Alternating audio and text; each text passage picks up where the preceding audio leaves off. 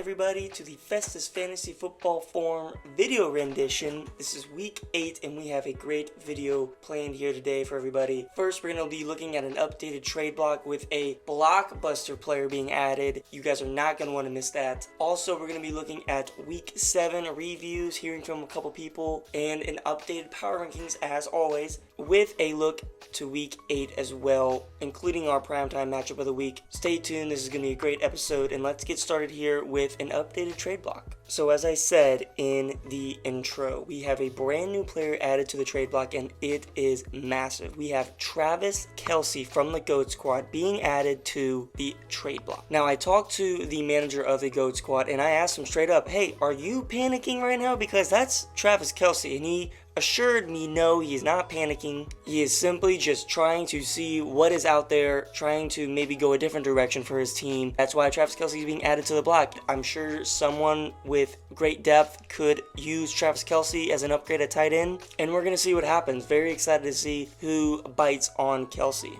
Moving on here to the matchup reviews of week 7. This was a pretty boring week, unfortunately. Not really any close games besides one matchup that we'll get into here in a little bit. But we're going to start off here actually with the highest scoring game of the week, in being Lamar's Backpack taking down Team Doyle 149.98 to 110.66. This was a big performance by Lamar's Backpack, one that I think this team needed. Unfortunately, Team Doyle just ran into another tough loss this week. Nothing you can really do about it. Funny enough, these two teams made a trade. Jerome Ford and Mike Evans, who were previously on Team Doyle, I think played a huge impact in helping Lamar's Backpack win this matchup. If you look at it, they combined for a total of 37.6 points, which is just about how much Lamar's Backpack won by. Lamar's Backpack moving to 4-3 on the year, and Team Doyle falling to 3-4. This team has been all over the place this season, starting off 0-2, then racking out 3 straight wins, dropping 2 more this past 2 weeks.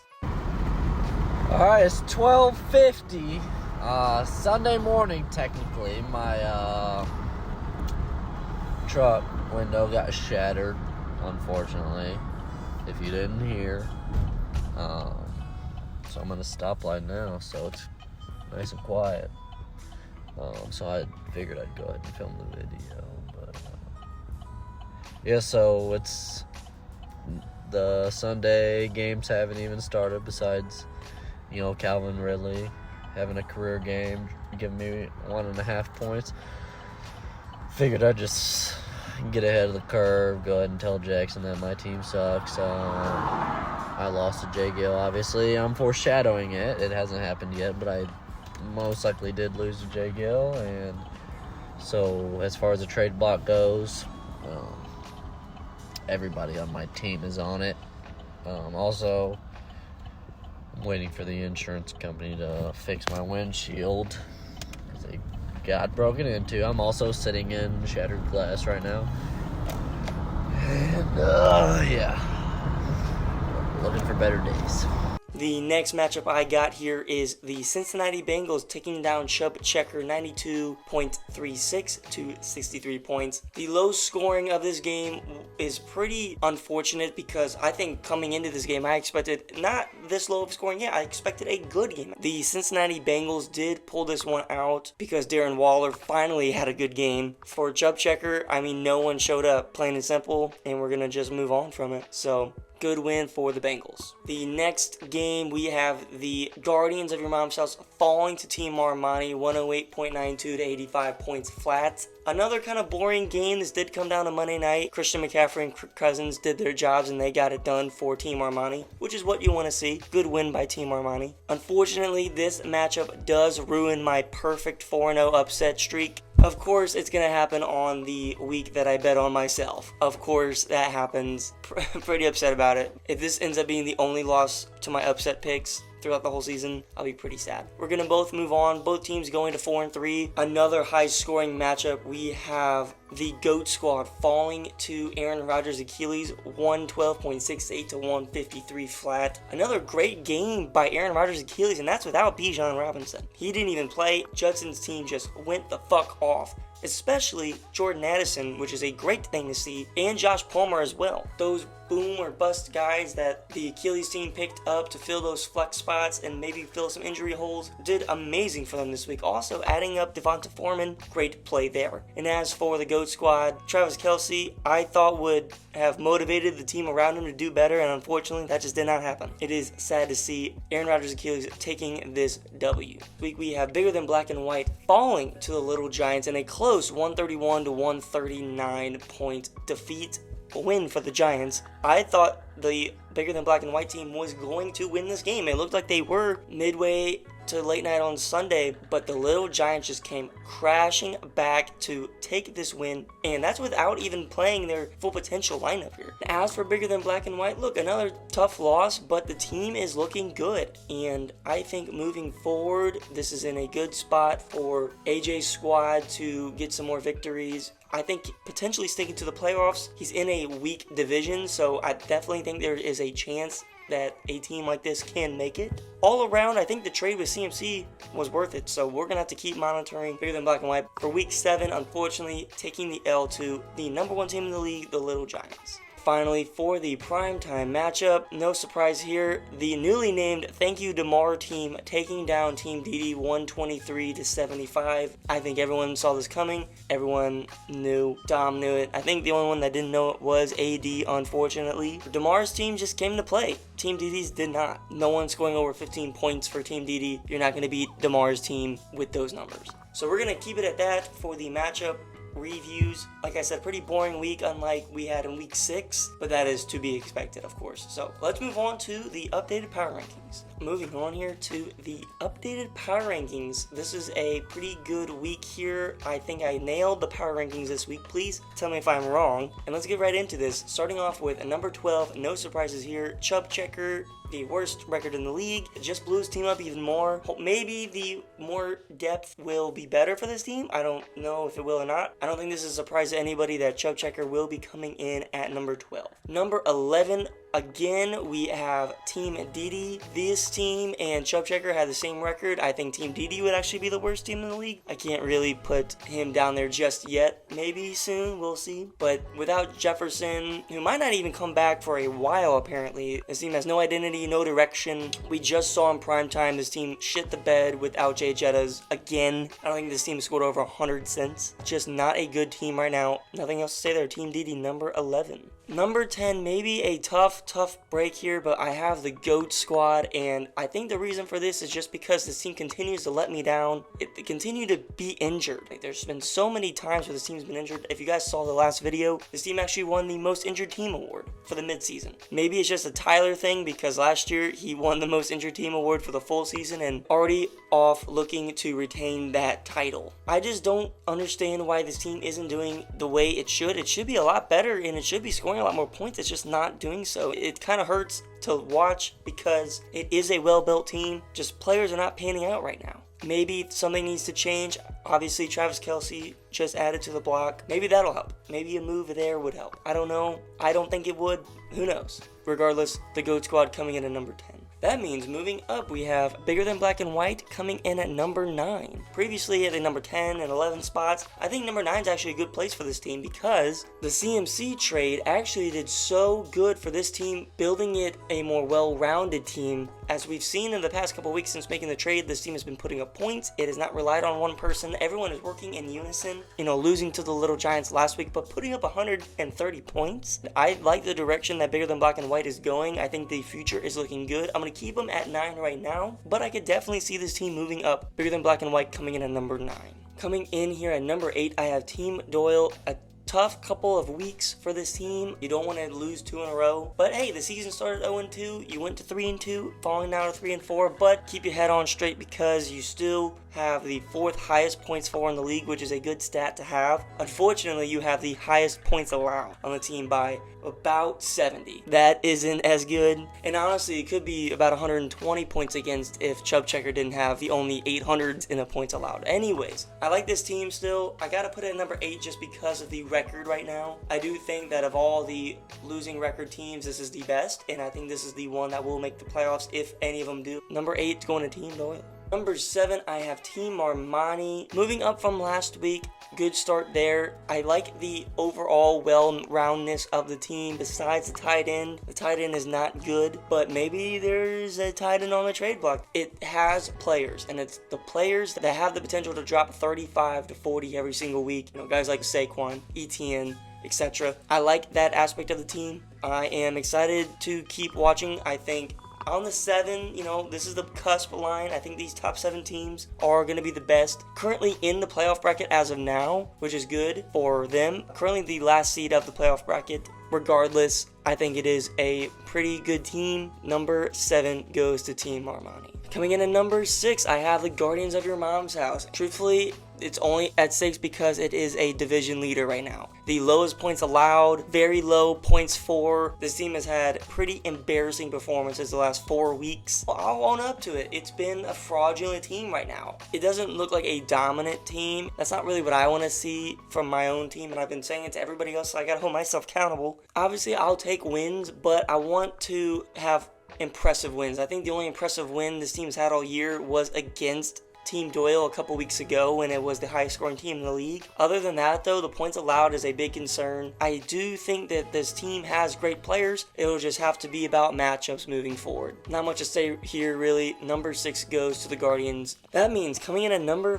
5, I have the Cincinnati Bengals, and maybe a controversial take here considering the points for is second to last and the points allowed is second to last as well. And I'll tell you why my reasoning is. It has to do with outlook, right? This team has made so many great trades. It looks really good. And listen, this was a bad team a few weeks ago. Okay, this was a bad team. It's a good team now. And I have to put them here at number 5 because I do think it's fair. Although the stats don't support it, I believe that this is a good team. You are going to be in a good spot come playoff time. Number 5, Cincinnati Bengals. Coming in at number 4, a team that I really like, a team that I've been kind of glazing in recent weeks. Aaron Rodgers' Achilles coming in here at number 4. It's a great spot, I believe, because the starting lineup is so good and the flexes that we saw last week nailed it. Jordan Addison is looking very, very good. Josh Palmer looks pretty good, still with a great receiving core. Miles Sanders, again, is an issue. Hopefully that'll be, figured out by the end of the year. But I like this team. I really do, right? 3rd best scoring team in the league. Great sign. It had a couple down weeks,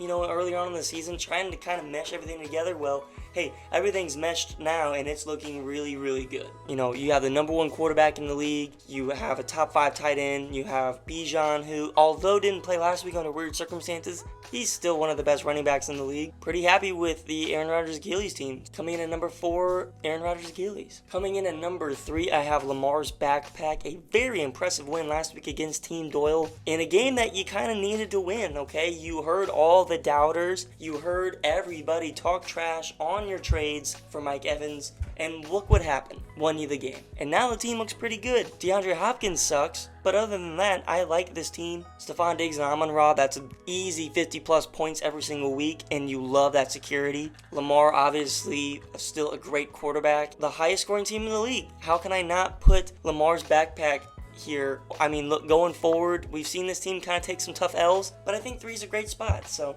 Lamar's backpack, number 3. Coming in at number 2, we have the DeMar team, newly named because Dom's a bitch. I put the DeMar team here because, look, I like the outlook. I don't see how many teams can beat this team. As I said this last week, there's just so much star power from the running backs and now wide receivers. Obviously, the identity has changed with this team, but it's so good. The only problem is the quarterback, but I think he can get around that. We will have to wait and monitor this team come playoff time because who knows? Maybe the team hits a brick wall. We'll have to see. Look, when you have Cooper Kupp and Austin Eckler, it's going to be a pretty good team. Hawkinson as well. Very, very great tight end there. Kirk still putting up points. Kamara is insane right now because I don't think Derek Carr can throw it past 10 yards anyways, so it's all Kamara right now. Yeah, very impressed with the DeMar team, so gonna put you here at number 2 again. And that means number 1, we have the Little Giants. I think that it's the best record in the league. My main gripe with this team early on in the season was they weren't scoring a lot of points. Well, 2nd best scoring team in the league now. Really turned it up the past few weeks, winning some impressive games. The only 2 losses, as I've mentioned, have been less than 2 points total. It's a pretty good team right there. It's a little bit unlucky. It's 2 points away from 7-0. I think the Little Giants are the clear-cut #1 team in the league right now, and it's going to be a foot race to see who can stop the Little Giants. Alright, now we're going to be moving on here to our final segment. This is the matchup previews for Week 8. Starting off here with, I think will be an actually pretty good game. We have the Little Giants taking on the Guardians of Your Mom's House, and early projection totals have about a 10-point advantage for the Little Giants. I can see why. With Jahmyr Gibbs having that backfield all to himself in Detroit right now, his projections are looking pretty good. It will be interesting to see, though, if he starts Marquise Brown in that last flex spot. And as for the Guardians, everybody is playing this week. Jordan Love is getting the start because Deshaun Watson is ass, and I think he got dropped, honestly. I think it'll come down to if Jordan Love puts up a good game or not. This team has been held back by quarterback play. With all that out of the way, I do have this game going to the Little Giants. I think that, it's the #1 team in the league for a reason. It's a powerhouse team. Moving on here, I have Team Doyle taking on Team DD, and I'm not going to spend a lot of time on this. As I mentioned in the Power Rankings video, Team DD is, I think, the worst team in the league, barring the record. I don't think there's any shot that he especially takes down Team Doyle this week. Starting Justice Hill as your RB2, Jonathan Mingo and Tyler Boyd in the flexes. I'm not even going to waste my time on this. Team Doyle, easy dub. Going to move to 4-4. Moving on here, the newly named DeMar team taking on the GOAT Squad. Unfortunately, it's not looking good for the GOAT Squad either this game. Kyron Williams obviously on IR. Everyone else looks healthy except Purdy. I don't think Purdy's going to be playing because of a concussion scare. And we also have to monitor Jalen Waddle. I don't know if you guys saw the Sunday night game, but his back was hurting him, and obviously on the injury report right now, we will have to monitor. Maybe not starting Javonte Williams, though. That's a big thing. Starting Darrell Henderson over Javonte. Big thing to monitor there. That's a big play. And you know what? You got to pull out all the stops going against Dom's team. Projected 128 points. Look, everyone's healthy for that team. I'm going to pick the Thank You DeMar team. Next up, I have Aaron Rodgers' Achilles taking on the Cincinnati Bengals. And look, this is a absolutely great game. The Bengals manager is already talking trash, saying, gotta say, Judd's running backs are weak and we're rolling over here. Should be a fun one for us. Pretty big trash talk, pretty big game being spit right now. I wonder how the Achilles team is going to respond to that. The Bengals are finally done trading, maybe. Finally done making moves. Maybe this team is set to go. On paper, it looks really good. I don't think anyone can deny that. The Achilles team knows that, but I think as long as Bijan is okay, this team has a really good chance to win. If Bijan plays, I'm going to have to give this game my upset pick of the week, going to the Achilles team. I think this team it's one of the best teams. I have to give an upset pick somehow. I think I'm going to give it here to Judson. And for the final afternoon game this week, we have Team Armani taking on Lamar's backpack. Look, this will be a great game too. Team Armani's team looks pretty healthy. Everybody's going to be playing. It's going to be a battle of who has a better team. And I like both of these rosters, both of these starting lineups. Kind of different approaches, but a similar approach in the same sense. Lamar's backpack going more wide receiver focused. Team Armani going more running back focused, with the weaker points being the opposite position. Although Lamar's backpack still has great running backs, don't get me wrong there. Listen, I'm going to have to give this one to the Lamar's backpack team. I think that overall, the roster is just much better. I think it has more firepower. I have Lamar's backpack taking this matchup. Finally, ladies and gentlemen, I have the primetime game of the week, Chubb Checker taking on Bigger Than Black and White. And before I get into anything, I want to read to you a quote that AJ sent in because he did not send in a video for primetime. I went to him and I said, hey, does this primetime game mean to you? What is the team looking like? How does the team feel right now? How does the team look like moving forward? And he wanted me to report that he still doesn't know how to feel about the team, even after getting rid of CMC to fill the holes that he had. For it only being my second season running a team, I still really don't know what I am doing. That's pretty funny. And hey, maybe a sneaky slip into the playoff spot in the next couple of weeks. That being said, regardless of whether I end up in the consolation bracket to try and not get last, I would like to see Mez's team get themselves another win on the season in primetime. I'm hoping this one's a good game.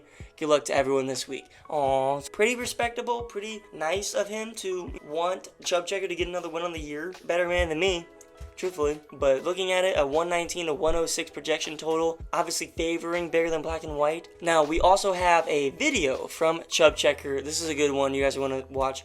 Roll the clip. in prime time this week. Hopefully the team performs better than they did last week. Useless fuckers. I ain't gonna sing or say I'm gonna win because I'd be blowing air up my own ass if I did. But newsflash, ain't gonna happen. AJ's gonna get this win. Well, hey, these useless fuckers are going to compete this week in primetime for the whole league to watch. I think it's going to be a good game. However, I am going to have to give my win to the bigger than black and white team. I think overall, just all around, it's a better team than Chub Checker. I thought last week was the week for this team to win, and it just didn't happen. Making a trade since, maybe that helps. Who knows? Unfortunately, it just does not look good for Chub Checker. And with all that being out of the way, I'm going to recap my picks real quick. Starting off, I have the Little Giants. I have Team Doyle. I have the DeMar team. I have Lamar's backpack. I have my upset pick of the week being the Aaron Rodgers Achilles team.